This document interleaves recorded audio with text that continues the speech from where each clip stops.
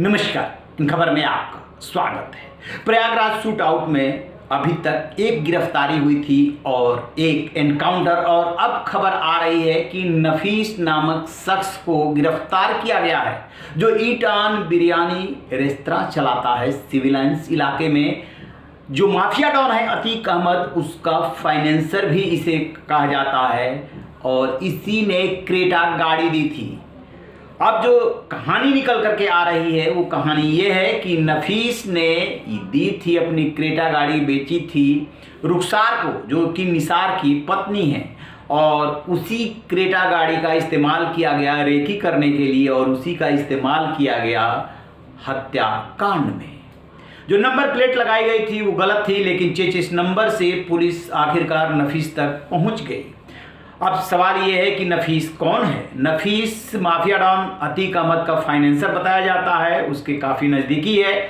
और एक बात और उसके बारे में खास जानकारी मिल रही है कि जब CAA NRC का आंदोलन चल रहा था, उस दौरान ये आंदोलनकारियों में बिरयानी बांट करके चर्चे में आया था। खूब इसकी चर्चा होती थी कि कौन है नफीस जो अपनी तरफ से बिरयानी बांट रहा है आंदोलनकारियों को।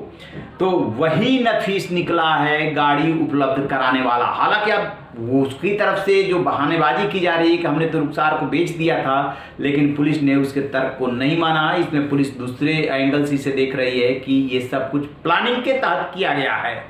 अब आपको बता दें कि 24 फरवरी को प्रयागराज में जो शूट आउट हुआ, उमेश पाल की जो हत्या हुई, उनके गनर संदीप निषाद की भी हत्या हुई, और एक गनर जिंदगी और मौत से जूझ रहा है।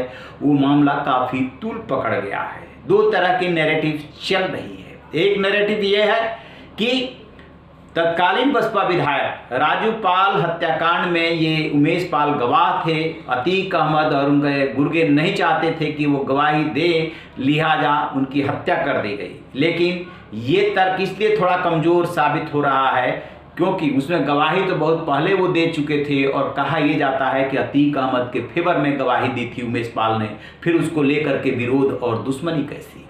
दूसरी बात जो आ रही है जिसमें थोड़ा वेटेज लग रहा है वो ये कि उमेश पाल जो वकालत के अलावा प्रॉपर्टी का भी धंधा करते थे, और अतीक अहमद के जो गुर्गे हैं, जो नज़दीकी हैं, जो प्रॉपर्टी का धंधा करते हैं, बिल्डर्स हैं, उनके जो सौदे हैं उनमें ये आड़े आने लगे थे, बार बार हस्तक्षेप करने लगे थे, जिसकी वजह से इस हत्याकांड को अंजाम दिया गया है।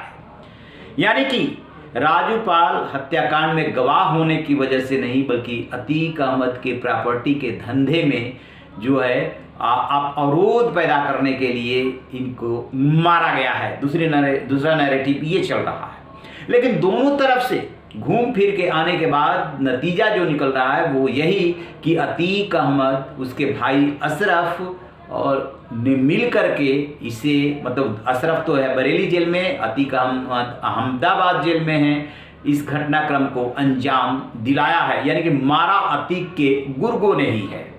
एक बात ये कही जा रही है कि अतीक अहमद का एक बेटा भी गोली चला रहा था, और गुलाम नाम का जो शख्स है जो दुकान में नजर आता है, फिर वो दनादन गोलियां बरसाने लगता है। वो जो सदाकत गिरफ्तार हुआ है, कहने को तो वो वकील है, लेकिन वो भी प्रॉपर्टी के लालच में ही अतीक अहमद के गैंग के नज़दीक आया, और जो मुस्लिम हॉस्टल है वो अड्डा बन गया इन बदमाशों के मिलने और प्लानिंग करने के लिए। सदाकत का कनेक्शन दुकान में नजर आया उस बदमाश गुलाम से है, जो कि गया है कुछ खरीदने के बहाने और गोली बरसाने लगता है। तो सदाकत गिरफ्तार हो गया, और अब नफीस गिरफ्तार हो गया, और इसके पहले अरबाज जो माफिया डॉन अतीक अहमद का पूर्व ड्राइवर है, वो गाड़ी चला रहा था। वो अरबाज को जो है एनकाउंटर कर दिया था पुलिस ने।